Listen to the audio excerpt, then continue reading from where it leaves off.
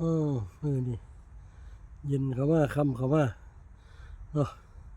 คือสิมีรายการขอเปิดทรัพย์จากปู่เวสสุวรรณเนาะนี่เนาะมื้อนี้มาขอพรทำการทำงานตรงนั้นตรงนี้จุดเรียบร้อยแล้วก็ได้ขึ้นมาทำเป็นขอพรจากหลวงพ่อเวสสุวรรณเนาะมื้อนี้ได้ทำเนาะพ่อเวสสุวรรณเปิดโชคเปิดลาภจะได้เอามือนี่ไปเที่ยวเมืองลาวนี่ขอจงเป็นโชคเป็นลาภมือนี่คือจังนิมิตฝันมาเนาะมือนี่นิมิตฝันว่า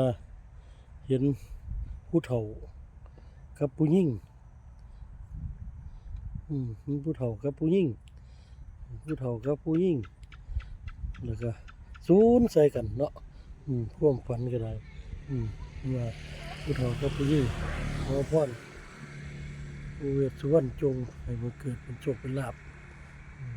ผู้เฒ่าผู้หญิงศูนย์เนาะขอสิไปเที่ยวเมืองลาวเด้อขอให้ติดตาม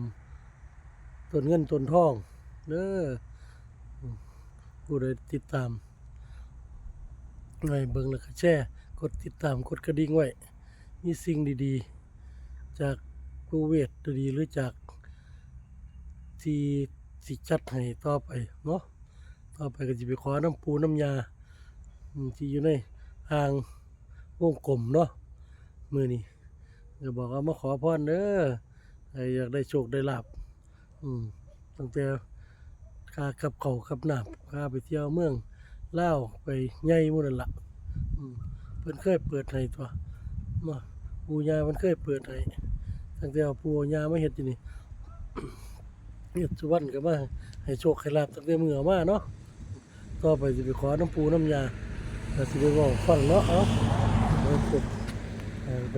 หาปูหายาอยู่ด่านปุ่นอีกเทื่อนึงเนาะ